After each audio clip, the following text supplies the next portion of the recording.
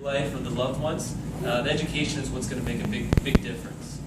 So once you start looking at the same problem an alternative way, that's where you're going to start making a change to what's going on in your life. So that's why I titled it An Alternative Approach to Misunderstood Conditions. We're trying to teach you how to look at the same problem from a different angle. It doesn't mean you can't still do it the same way if you want, but we're going to teach you how we also look at it. Same problem, different angle, different approach. Come on in, welcome. That's okay. I'm Cal. I'm Peever. Grab a seat. Now, how many hands up? How many people have been at Goodness Me before? Okay, so here, yes, Mary, here. Have you been here before? Hands up. All right. How many of you have been to any Goodness Me's before? A few of them. Which stores? In Burlington. That's a beautiful store too. So they're building up these beautiful new ones, which is nice. And the one that I'm at is one of the original ones, not the original one, but they are they're in like unique little spots. So these ones are huge. I'm so amazed. Who here has headaches? So not everybody, but a big group of you. And I have had headaches my whole life as well. Now, I have lucked out though. I grew up through chiropractic. My father, like I said, has owned or been at the same clinic for 40 years. Okay, so I do luck out actually working with him too. The neat thing with me, because I have grown up from day one through chiropractic, through naturopathic, is that the headaches haven't lasted. If they're there, they're gone by the end of the day because we know how to approach them from a different proactive approach as opposed to just ignoring them or letting them suffer. We start addressing why they're there. Who here knows anything about chiropractic? Some of you, not everybody. Who here knows things about naturopathic? Some of you, not everybody. So realize that we're a wealth of knowledge to help you make changes in your health and your family's health. And the more you learn here, we want you to then apply it to your lives and your loved ones' lives. My goal, which I said I was going to tell you, is this. Is help you to live towards a longer, more comfortable, and active life. These headaches, we want to get them to change. We want to get them to minimize, go away, be less frequent. We want it to be more comfortable. We want to live long lives, but we want to have fun with them. We want to keep them active. We don't want to just live long and not be able to function. In order to get like this, it does take effort. It's not easy. You have to put an effort in. You can luck out. But then as most people know, life doesn't always throw you luck, right? Sometimes it squashes you down. So you got to put an effort in to live that long, proactive, healthy, comfortable, and active life. When I teach, and you'll get to know how I teach, I'm an expert in concepts. My mind, you'll see the notes I wrote, that's how my mind thinks. It's not how everybody's mind thinks, okay? But I can't pretend to be someone else for you, so I'll teach you how I am the best. I basically set it up into concepts, goals, and then action steps. So we're going to make sure we hit all three. And the concepts, as I mentioned before, is an alternative approach to the headaches. The goals, which include living a long, comfortable, and active life. And then the action steps on how to make the change. How to live the life the way we're going to talk about. Most people with headaches, not everybody, not me, end up becoming over-medicated, over-surgeried, and over-suffering. Okay? Pill after pill after pill, to the point of test after test after test of identifying if it's a cancer, a tumor, and all the time they're just pumping more and more drugs in you. Big part what we want to realize is that smoke alarm in your house, it's there for a reason. If there's smoke anywhere in the house, it's going to beep. Now your body has these alarms all the time. Pain is one of them. Different sensations is another. When you're tired and awkward, if you feel like it's tummy ache, you might have to go to the bathroom. It takes a while for kids to figure that one out, right? But headaches is one that people just can't figure out for some reason. One aspect of that is that the pain is vague. Sometimes it's specific, but it's vague, and it's not usually pain coming from. The pain is not usually where the pain where you feel it is not usually where it's coming from. So sometimes even people will come into our office and they'll think that they had a sore tooth. They went to the dentist and the tooth was fine. but the pain is coming from either the neck or their head, spreading into their tooth. So we'll be talking about that too. These smoke alarms save lives. Test often. Keep an eye on them. Same thing with your bodies. Those alarms, those sensors, tell you what's going on in your bodies, and you have to listen to them. A lot of times the drugs merely just pull the fire alarm from the roof. You ignore it. And just make sure you're not the one that's dealing with your problems that way. Don't just ignore them. Yes, it is easier at that time not to feel it, not to hear the alarm, not to hear the smoke. Like when we're cooking, if it was in here and we had the fire, we just push the button. But we're recognizing that the problem is here. Okay, the problem is not that the fire alarm is malfunctioning. So the same thing with your headaches. If we're having an alarm going off, we're having these bad headaches, yeah, we can pull the alarm out. But why is that alarm going off? How do we address it? Now for my headaches, I know they can suck sometimes. You want that head right off. Okay, it hurts. It sucks, headaches suck. But there's important things in that head. You can't just cut off that head. It's there for a reason. There's no zipper there to just take your head off. You know, God put it there for a reason, right? Head's important. So we can't just cut off the effect of this pain. Same thing if the arm's sore. The arm's sore all through our hand. You can't just cut off the arm and then ignore it, okay?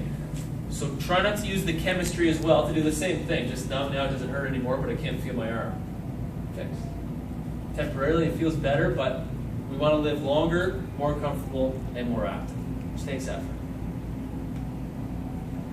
Next part here, okay, we're going to go through basic anatomy. What's the most important part of your body? How'd you get that answer? I skipped the slide too early.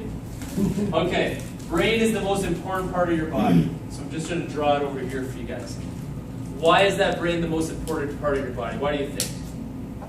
Why do you think it is? The brain controls everything.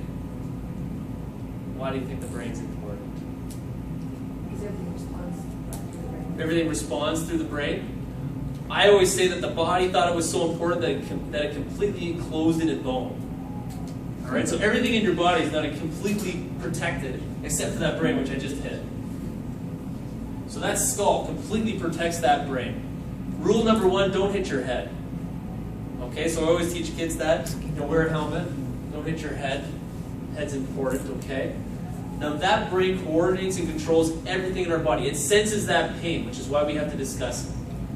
It senses that pain throughout the body and what is going on. It perceives your situations. How does it do that? You're right here, so I'm going to ask. Just like in a comedy show, if you're in the front, you get picked on. Someone else next. But why? How does the brain feel?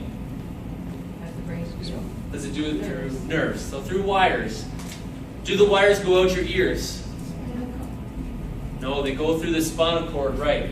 So the nerves go down through the spinal cord and connect to every part of our body. Our arms, our legs, and even our heart. Every part of our body that brain tries to connect to. That brain, we're not just jello, we're moving around with the spine. So that spine is bone that allows us to move and protects that spinal cord, as Mary said. And those vertebrae, they move around a bit, allow us to move. If they mess up, if they make a mistake, which we're going to talk about how they get a mistake, that is not as good. Now what happens with one of those bones if they're in the wrong spot? If they're not happy? Not you again. So if you put pressure on a nerve, what happens? Feel pain. It pains, it hurts. What's funny though is not always. Have you ever seen a kid watch TV and you try and interrupt them to ask a question? Do they hear you? Not always. They can ignore you if you're focused because the brain can only focus on the loudest, most important thing to you at the time. So if I stub my toe, nothing else matters. I'm just going to pay attention to that. I'll probably start swearing and screaming even though I'm being professional around everybody, right? If you're doing TV and focus on the TV, same thing. Nothing else matters. If you're at work, focusing at work, and you have a big project to do and you're sitting there at work, You can sit there for 8 hours on that computer, on and on and on and on and on. Later on, your body doesn't feel too good, but that whole time it did hurt, but you were paying attention. Okay? Same things with kids with their cell phones now. You see them on like this on their phones again.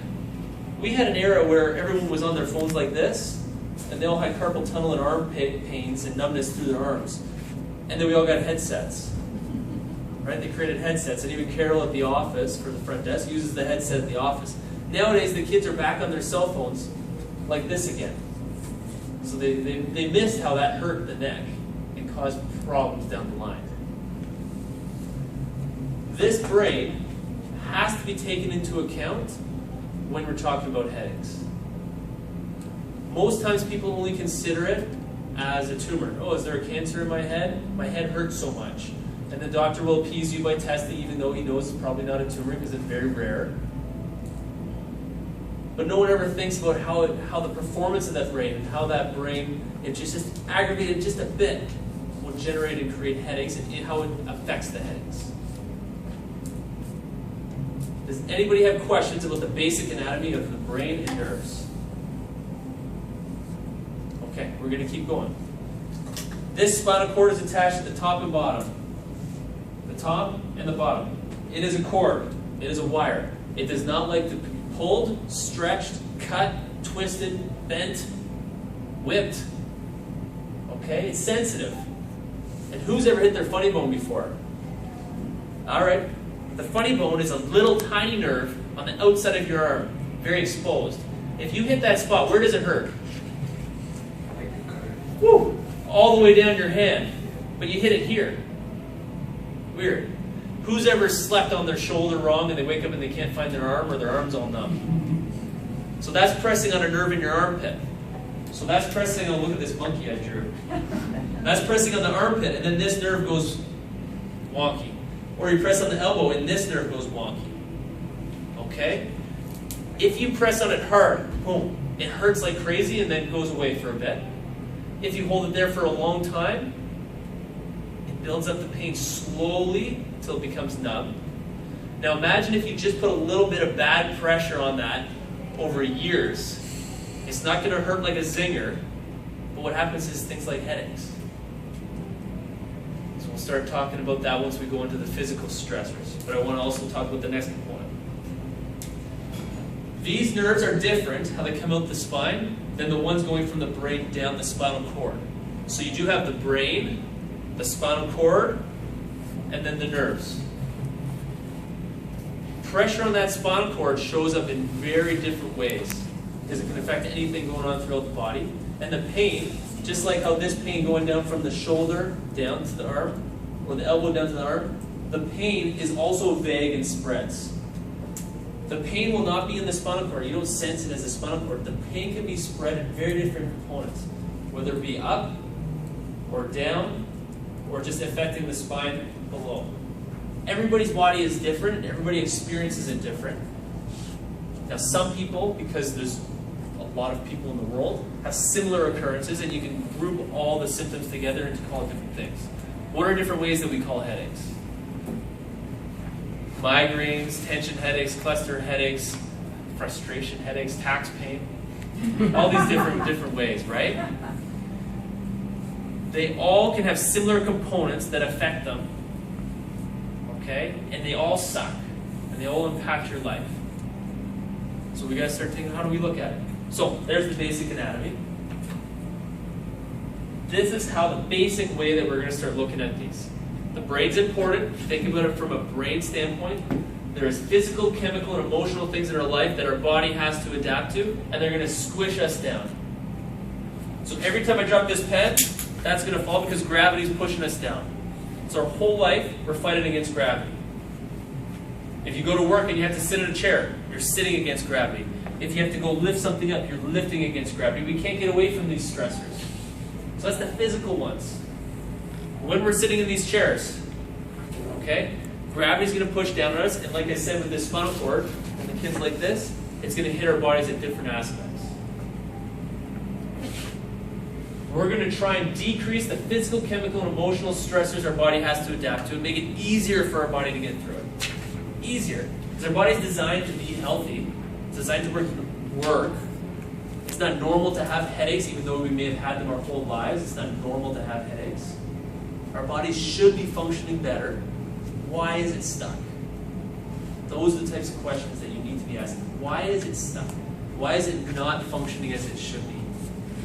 What are different things in my life that I can minimize so that my body can function at a higher level and have the less headaches, less pressure through the head, less pressure through the neck, less impact on this brain, which is trying to coordinate our body. So physical or the spinal stress. Everybody show me a bad posture right now. Okay, so if there was any kids here, we could point them out pretty quick, right? Because they are horrible right now with their postures. So everyone showed a quick bad one. What about a good one? And everyone goes right to military posture. So the worst postures, which does anyone want to be an example up here? It's pretty simple stuff. Who wants to sit up here? No, I won't pick. All right, come on, you were late. You got to come up. Last talk I did, someone said I had to get an example from the crowd, so I said, okay. So you guys are the... just sit. Sit bad. Sit poorly. Okay, so where's the pressure going to build up on him in this posture? The low back. Okay? It's pretty obvious when you look at it. It's like so simple how you look at it. Now comfortable. Yes. It's comfortable because you get a stretch. Short term it's comfortable. Some people sleep on their stomachs. It's comfortable short term. But over the long period of time, that's when we start getting problems. Okay? That's when we get the cruise ship to the nursing home, they say. When you sit like, well, we'll show you in a second. Now show me with the head forward now. Another bad posture. Like this? Yeah. Outside the desk or something? Now the further forward that head is, look forward at the screen, a computer screen, and zoom in. Come on, like you're really interested in something on that computer. Further forward that head is, the more weight's going to build up at the base of the neck and the base of the skull. That's pressure built up on the physical component of that spinal cord. You do that for a short period of time, you won't even notice. Okay, your body can adapt to these little things. You do it for a long period of time, it's going to start telling you through warning signals, which we said were pain, okay, which it's like these headaches. So you lean forward, okay, I'll do it. Stand up. We're standing forward like this, typing, right? Okay, we stay there for a bit, we can still stretch out. 5 years later, we can't stretch out as much. 10 years later, not as far. 30 years later, we're up walking like this. Okay, that's the cruise ship to the nursing home, they said. Okay, they're all staring down. We see that in kids nowadays. They're all in their teens still, but they're sitting with their heads forward like this all day. You get really good at what you practice doing. So if you practice doing that, you're going to get really good at that. And guess what's in your future? Headaches. So you can stretch out. Thanks for volunteering. No problem. Forcefully volunteering. This picture, I'm not sure if you can see it as well, but it shows an example of how pain from the neck spreads into the face. The X here shows where you would touch on that spine, and then all the red dots show where the distribution of pain, or where that brain senses that pain is. So that's an example of where right here, this person may go to the dentist because they have pain through their jaw. They may think it's a toothache. Go to the dentist checks the tooth, it's not the tooth. It's coming from the neck and spreading. My job is really to help you with the physical aspects of that stress on that spine, on that spinal cord. As a chiropractor, that's what I do. That's what I'm an expert at. I teach you where your stress is building up, and I teach you how to take it off. I also teach you how to stop putting it on. Because if we can minimize the stress that you're putting on that area of the spine, whether through postures, and we'll talk about some other ones, we can minimize these symptoms or these screaming headaches that happen. What are some other spinal stresses on that body? Who's been in an accident before, the car accident, right? Wham! That neck gets hurt. Now that neck, there's lots of muscles there. but also this important stuff inside that brain and spinal cord. So unfortunately in life, we don't always luck out and we get an injury. Sometimes they're on purpose, whether it be through, I'm a wakeboarder, I like wakeboarding and then the whiplash. So it's sort of my fault. But you gotta have fun too. And sometimes you don't expect it coming, and it's a car accident or another derailment in life. We can't take back that these things happen. Obviously, we would like to wear helmets in the future so we don't hit our heads more. But make sure we address this aspect to make sure we get the most comfortable and active and longer life as possible, even though we may have already hurt that spot. The body does have an amazing ability to adapt and heal, and you never know how well your body will heal until you put in all the effort. And you're worth it. So, there's accidents to that part of the neck. There's postural strain from sitting. And I hit on sleeping quick. If you're sleeping, what is the worst sleeping posture known to humans for headaches? And we see it all the time in people with headaches. On the stomach. Okay? When you're sleeping on your stomach, you can't breathe with your face in your pillow, so you have to turn your neck. You turn your neck right now for 30 seconds. It's okay. Why don't you all do it right now? Turn your neck for 30 seconds and hold it there. I'm not going to make you do it 30 seconds because it doesn't feel good. So looks back straight, move around. Imagine doing that for 5 hours. Remember, this spinal cord doesn't like to twist, doesn't like to pull, doesn't like to yank. So if you keep doing that, yeah, it'll feel stretched, so it's comfort. You learned it. It's a habit when you were a kid. It's comforting. Oh, you're cozy. You can sleep. But then you're straining that neck, and usually we're waking up with the headaches in the morning. So if we can at least change that posture in the next 20 years, it might not happen today because it's a habit. Habits are tough to break. But it's worth it to change that habit over the years to make sure you're not on that stomach, twisting and straining that spinal cord, which is very sensitive and very important. Who sleeps on their side? Sometimes. When you're on your side, where's a good spot for your head to be? Straight up and down. So I don't want to see anybody or hear about anybody. I won't follow you around. But I don't want anybody's head sideways like this. That's usually when you see kids land on their side, they'll have their hands underneath. It's pretty cute, right? Like that. So just make sure that your head is supported and not floppy. Who sleeps on their back? Me sometimes. When you're on your back, the TV commercials, they just wanted us to watch more TV from bed, right? They always show the pillows, like 15 pillows underneath the neck, like this, right? But who walks around like this? Imagine going like this for a few minutes. Same thing as laying on your stomach. It's not going to feel good the next day. And that's that spinal stress that will build up on that spinal cord throughout years. And then you get all these warning signals and headaches. Oh, pill, no more headache. But you're not addressing any of these postural things on that spine and spinal cord. So sleeping on your back, usually we suggest making sure your head's just on top of your shoulders as you would stand up and down. And sometimes there's contoured pillows that go into your neck and support the head. We've talked about sleep. We've talked about sitting. I wanted to hit on one thing that he mentioned with the sitting slouched on the chair. If you are sitting slouched on the chair, remember the spinal cord attaches at the top and the bottom. And if you have had neck injuries before and you pull the cord from the bottom, you're going to feel it up top. It's a unique situation that you'll see in people with spinal stress at the neck. When they slouch at the bottom, it pulls on the spinal cord and they'll notice at the top. You do it for a few minutes, you're okay. But you do it throughout your whole day, the next day you're going to have the headache. Okay? So all these postures play a role in how that spinal cord is experiencing life, how that brain is experiencing your situations. Now, physical things aren't the only thing our body has to deal with. What are some other things our body has to deal with? Chemicals, toxins, pollution.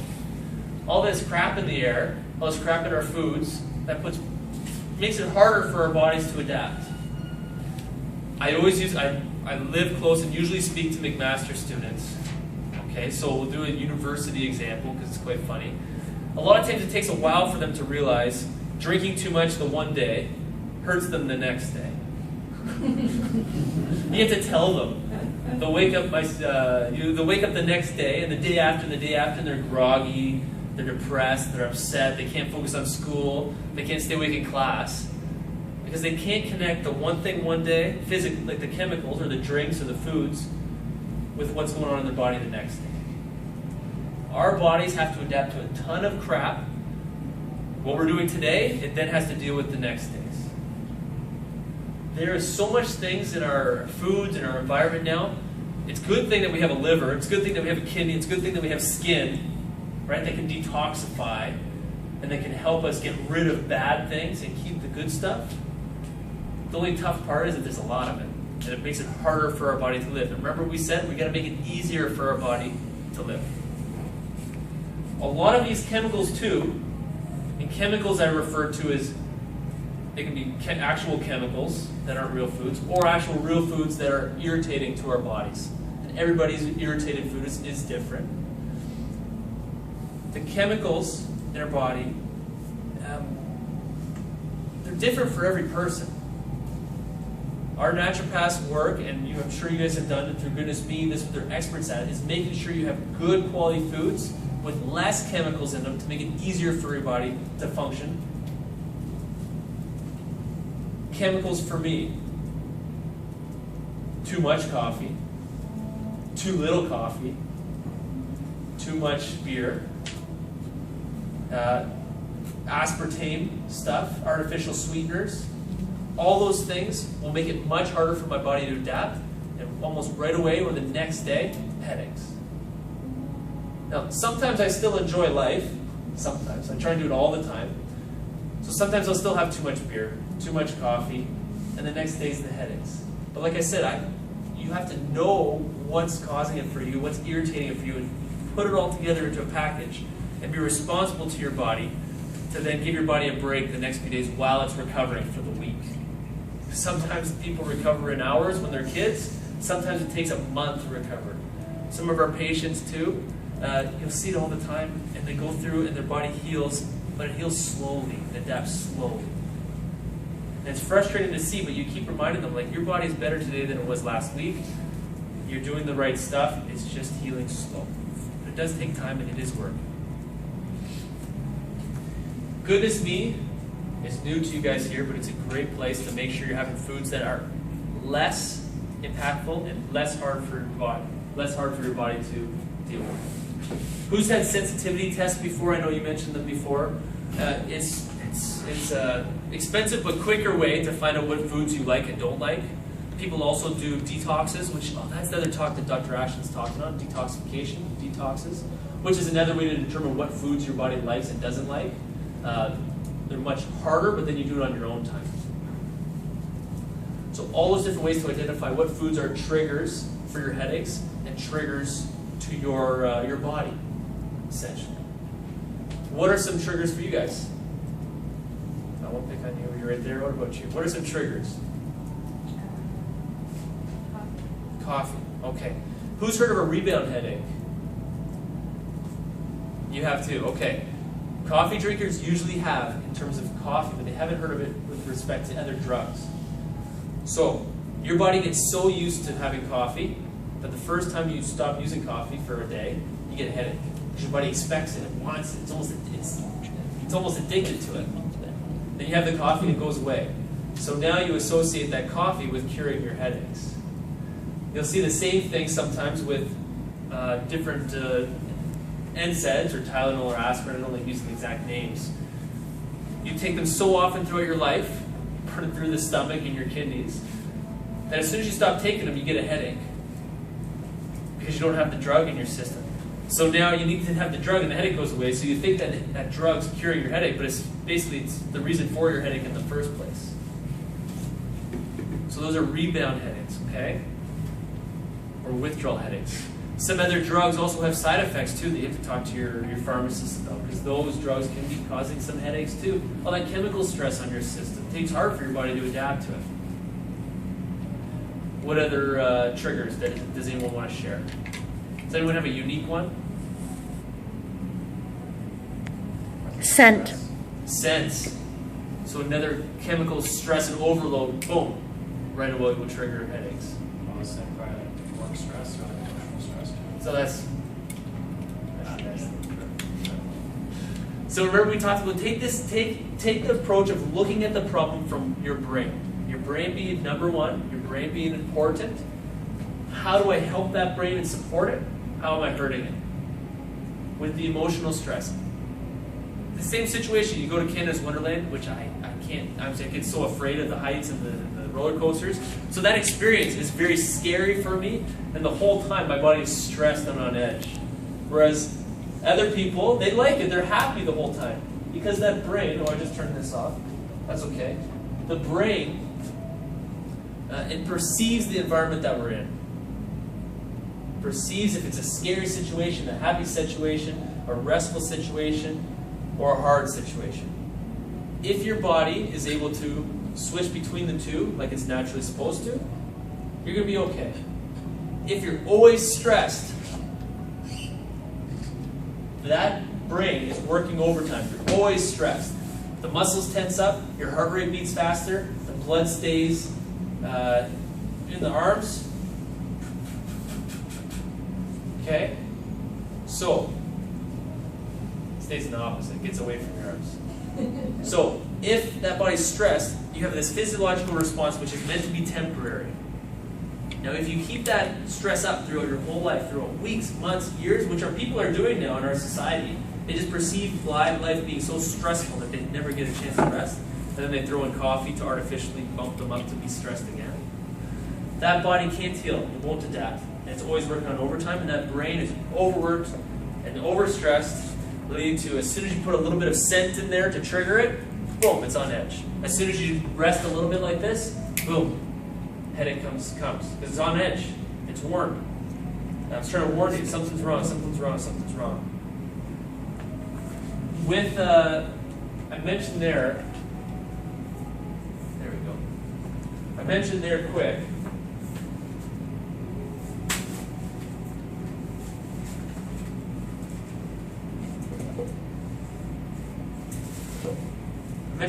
that it's important to be able to switch between a restful state and an intense state. A restful state and an intense state. Your body is meant to be flexible and adapt. Don't get it stuck in one realm. Who has ways of getting out that emotional stress? What are some ways? Walking. Walking. Don't say smoking. Meditation. What else? Swimming. Laughter. Everybody has different ways.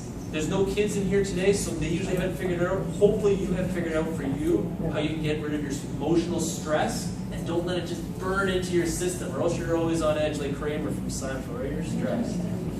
Okay, we all know him. So, with these stressors on your brain, on your body, remember, take it from a standpoint of your brain being very important and sensing and controlling your whole body. Physical, chemical, emotional stressors pushing you down, minimize them. Take out as much pressure as you can from the physical realm that you can control. Take out all the ones that you can in the chemical realm that you can control. Take out as many as you can from the emotional realm that you can control too. Some people can do this themselves. For those people that are stuck and want help, that's when you use experts. This is what we help people do. When you minimize those things, it makes it easier for your body to live and return to a normal, healthier state. Remember, the brain is important. It's a cord. It doesn't like getting twisted or shrinked or pulled. Okay?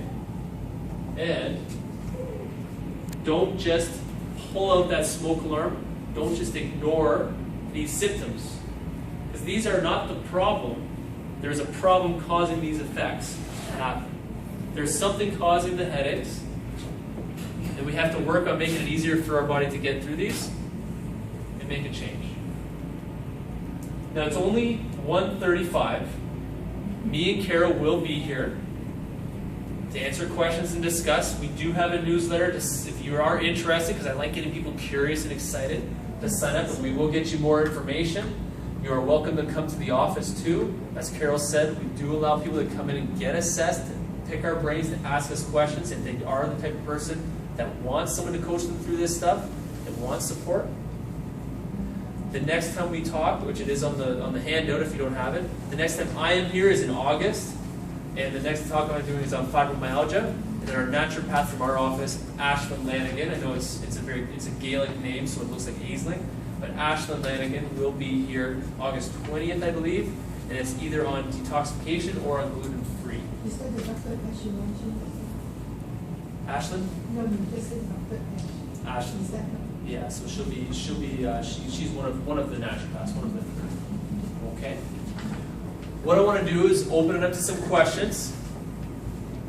Mary, yes. Is that when you say, when you sleep sideways? Yes. You sleep like this? No, so it's an exaggeration. Usually when people show when they're on their side, they'll put their head sideways, just, oh, I sleep on my side. But you do not want your head to be tilted.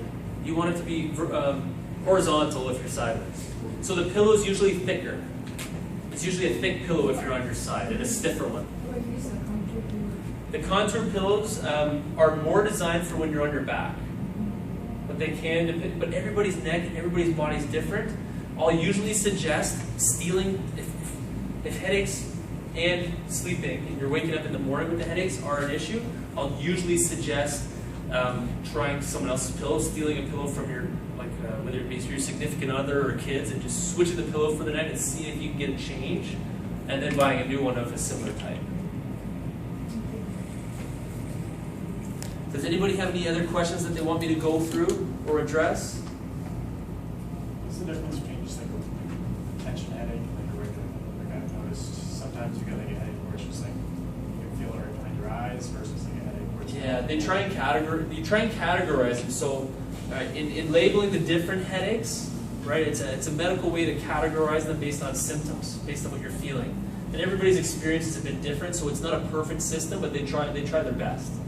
The tension headaches are usually around the side of the head like a band, right? And then migraine headaches usually have an aura associated with them, which if you had one, you know what they are. If you haven't, it makes no sense. Usually the light will bother you. It'll be pounding. It'll be really extreme.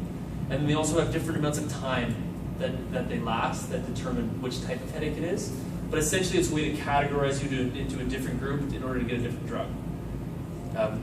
In that process, you have to make sure you're doing all this stuff to make sure you're making it as easy as possible on your body, and you're not just straining it and just going to pull the fire line. Because if you do all that crap like this, and then have beer every night and watch TV, and you feel pretty good on the couch, and you're entertained, but you have a headache the next day, and the next day, and the next day, but you just take the pill to ignore it, you're not living a long, comfortable, and active life, no matter how lucky you are. So technically all different categories, they're all kind of caused by similar things, it's just the severity. They're all affected and impacted by similar things, right? Most things in life, right, because our bodies are trying to adapt, so most things in life will be affected by similar things, and headaches is just very unique because that base of the spinal cord and the skull and the neck, how it's so movable there, is very sensitive to all these things. Yes? Does that go for, you touched very quickly on the zingers. Is that the same thing? No, this is in the head. Okay. Is that the same thing again? Usually it's similar, the zinger, like a quick sharp spark to the head, which is quite unique, like most people don't have them. But imagine like the zinger, like you mentioned, like the electric shock from the elbow. Usually the zinger is like an electric shock from a similar nerve through the neck. So whether it be the 7 joints in the neck, they hit a spot, and then it zings up along the pathway. Now the jaw can also be connected, it's right beside the neck at this point too, so you just hit that nerve as it's coming through and it zings. So usually usually those ones are directly physical, directly mechanical.